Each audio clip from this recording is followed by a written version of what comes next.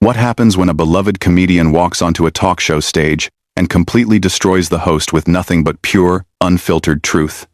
Well, you're about to find out, because what went down between Joy Behar and Leanne Morgan on The View was absolutely brutal.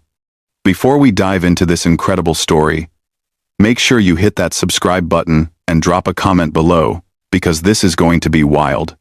Joy Behar sat at the View table with that familiar smug expression, the one that said she owned the room and everyone in it. Her perfectly styled hair caught the studio lights as she shuffled through her notes, preparing for what she assumed would be another easy interview where she could flex her supposed comedic superiority. The producers had booked Leanne Morgan, the rising star of country comedy, and Joy figured this would be a simple segment where she could show off her quick wit against some small-town comedian. "All right, ladies, we're back," Joy announced to the cameras with her signature theatrical flair. "I'm here with Leanne Morgan, who apparently thinks telling jokes about small-town life makes her the next big thing in comedy. Leanne, honey, tell our viewers what makes your little stories so special." The condescension dripped from every word.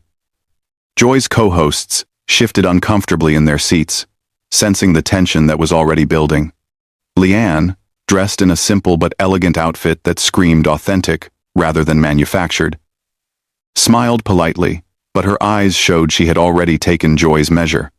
"Well, Joy," Leanne began in her warm Tennessee accent, "I reckon what makes my comedy special is that it comes from a real place. I talk about real life, real struggles, real people. Not everyone needs to put on airs or talk down to folks to get a laugh." Joy's smile faltered for just a moment before she recovered. "Oh, please. We all know real comedy requires intelligence and sophistication. I mean, anyone can tell stories about their hometown and get a few chuckles from people who don't know any better. You know what's funny to me, Joy?" Leanne leaned forward slightly, her tone still friendly, but with an edge that made the audience lean in. "I've been watching your show for years, and I keep waiting for you to say something genuinely funny instead of just mean-spirited." The studio audience fell silent. You could hear a pin drop as Joy's face flushed red. She had built her career on being the sharp-tongued veteran who could cut down anyone. But somehow this country comedian had just flipped the script in the most polite way possible. "Excuse me?" Joy's voice rose an octave. "I've been doing comedy longer than you've been alive, sweetie. Don't come onto my show and lecture me about what's funny." "Oh, honey." Leanne's voice remained calm and sweet. "I'm not lecturing you. I'm just observing. See, where I come from, we were taught that being mean isn't the same as being funny. But maybe that's just small-town values talking." Joy's hands clenched on the table. "Small-town values? You mean small-minded thinking? Real comedy challenges people, makes them think. It's not all sunshine and rainbows like your little folksy routine." "You're absolutely right, Joy. Real comedy does challenge people." Leanne nodded thoughtfully. "When was the last time you told a joke that brought people together instead of tearing them down? When did you last make someone feel better about themselves instead of worse?" The question hung in the air like smoke. Joy opened her mouth to respond, but nothing came out. For the first time in decades, she was speechless. The woman who made her living with quick comebacks had been rendered mute by a simple, honest question from a comedian she had dismissed as beneath her notice. Whoopi Goldberg tried to jump in to save the segment. "Well, this is getting interesting. Let's talk about your tour, Leanne." But Joy wasn't done. Her ego couldn't let this slide. "Wait a minute. Are you seriously trying to school me on comedy? Do you have any idea who you're talking to? I've been on television longer than you've been telling jokes at church socials or wherever it is you perform." Leanne's smile never wavered. Church socials, comedy clubs, theaters, you name it. "The thing is, Joy, it doesn't matter where you perform or how long you've been doing it if you've forgotten why you started. Comedy is supposed to heal, not hurt." "Oh, spare me the after-school special philosophy," Joy snapped, her composure completely gone now. "Comedy is about truth, and the truth is, that not everyone is cut out for this business. Some people should stick to their little local circuits instead of trying to play with the big girls. The audience was getting restless now, sensing the genuine hostility radiating from Joy. But Leanne just sat there, calm as a summer evening, letting Joy dig her own grave with every word. "Big girls?" Leanne repeated softly, and something shifted in her demeanor. The politeness was still there, but now it carried the weight of steel. "Joy, honey, let me tell you something about big girls. Big girls don't need to tear other people down to feel important. Big girls lift each other up." Joy scoffed. "Please, this isn't kindergarten. This is show business. If you can't handle a little criticism, maybe you should go back to whatever small-town comedy night you crawled out of." "Criticism?" Leanne tilted her head like she was genuinely confused. "Is that what you call this? Because where I'm from, we call it being ugly. For no good reason. But since you brought up criticism, let me offer you some." The audience perked up. Even the camera operators seemed to lean in closer. Joy's co-hosts exchanged worried glances, sensing that something explosive was about to happen. "Your whole career has been built on punching down," Leanne continued, her voice still gentle but her words hitting like precision strikes. "You make fun of people who can't fight back. You mock folks who don't have the platform to defend themselves, and you call it comedy.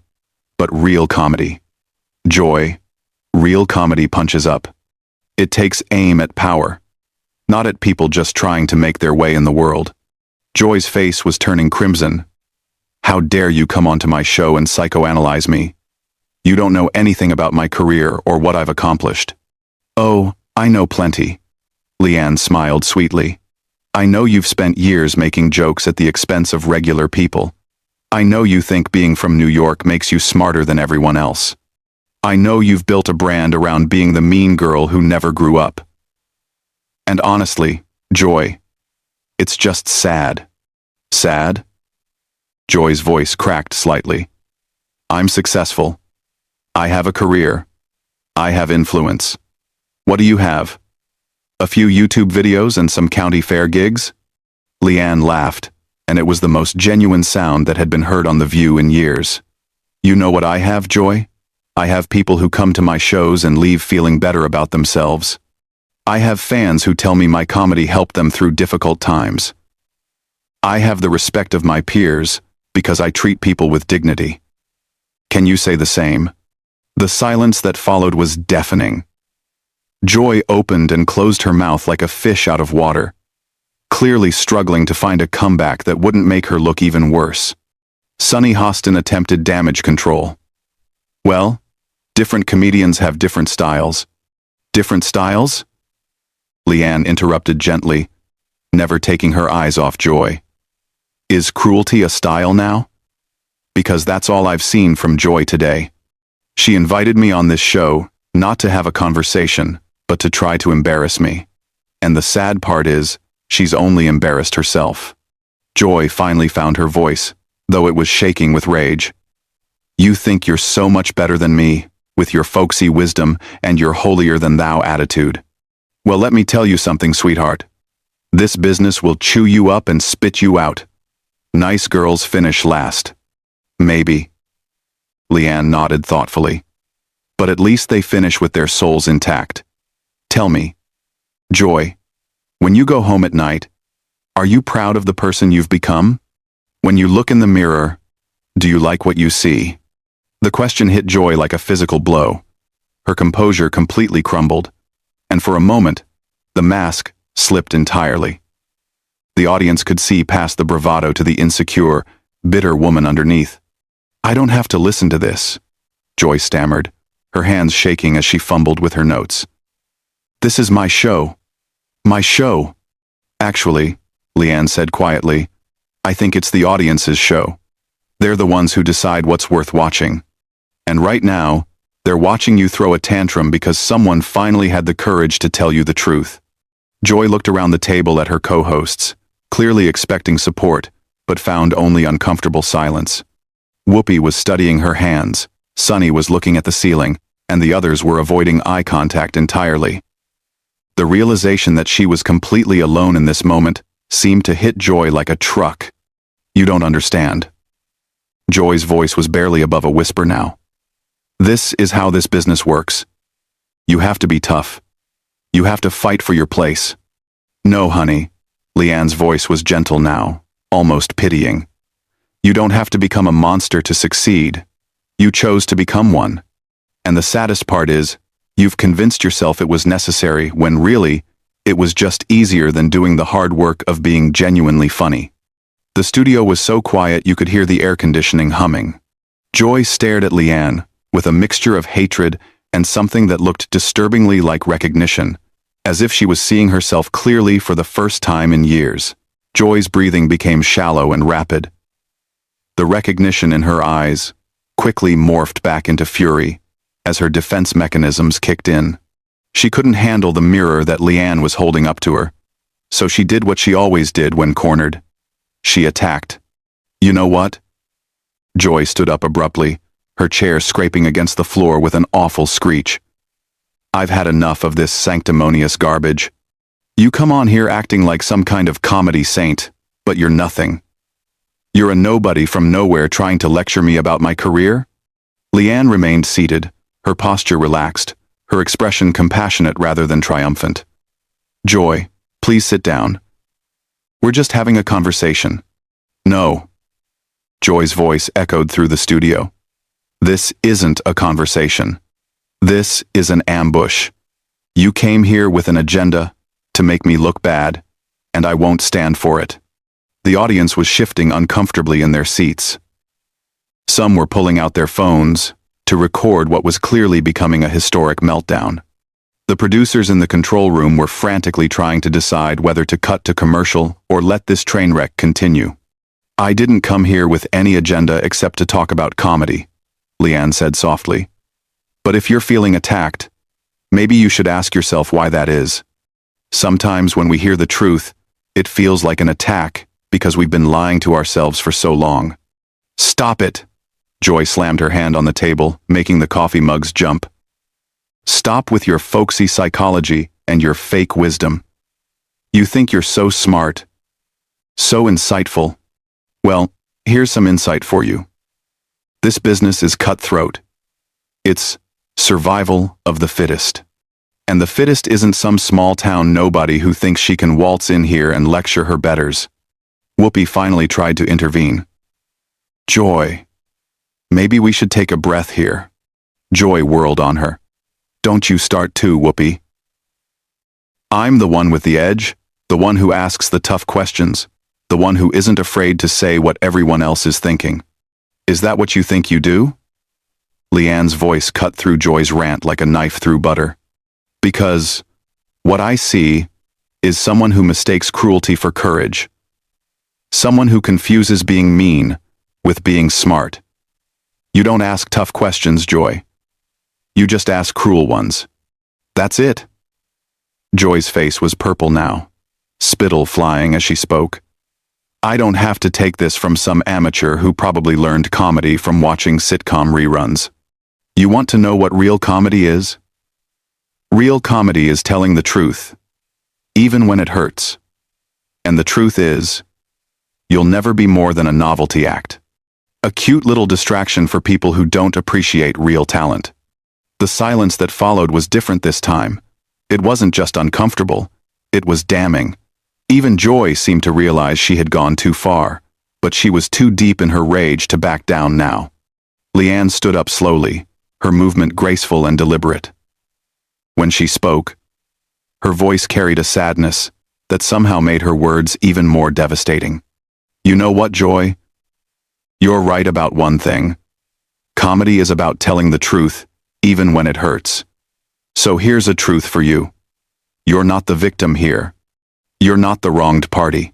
You're just a bitter woman who has spent so many years tearing other people down that you've forgotten how to build anything up, including yourself. Joy opened her mouth to respond, but Leanne held up a gentle hand. I came here today, excited to meet you. I grew up watching you, thinking you were this strong, funny woman who had made it in a tough business. But what I see now is someone who has let that business turn her into something ugly. And the saddest part is, you don't even see it. How dare you, Joy whispered. But there was no fire left in her voice. I dare because someone needs to. Your co-hosts won't tell you. Your producers won't tell you. Your audience deserves better than what you've become. But they keep watching out of habit. Not because you bring them joy. When was the last time you brought anyone joy? Joy. Joy. The question hung in the air like a death sentence. Joy looked around the studio, at the cameras, at the audience, at her co-hosts. And for the first time, she seemed to really see what everyone else was seeing. A broken, bitter woman who had traded her humanity for the illusion of power. I've been doing this for 30 years, Joy said weakly, as if the number itself was some kind of shield. And what do you have to show for it? Leanne asked gently. Really? Because from where I'm sitting, all I see is someone who has spent 3 decades becoming someone nobody wants to be around unless they're being paid to. Joy's face crumpled. For a moment, she looked like she might cry, but then the anger flared again. One last desperate attempt to maintain control. You think you've won something here? Joy's voice was shrill now. Desperate. You think you've accomplished something by coming on my show and humiliating me? Well, congratulations. You've destroyed someone who was already down. That must make you feel really good about yourself.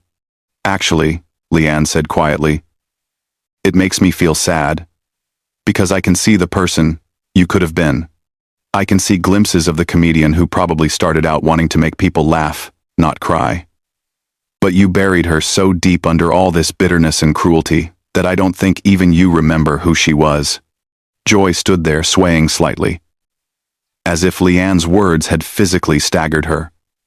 The fight had gone out of her completely. She looked around the studio one more time, and when she spoke, her voice was barely audible. I can't do this anymore. Without another word, Joy walked off the set. Not the dramatic storm off of someone trying to make a point, but the defeated shuffle of someone who had finally seen themselves clearly and couldn't bear the sight. The sound of her high heels on the studio floor echoed in the silence until even that faded away. The cameras kept rolling.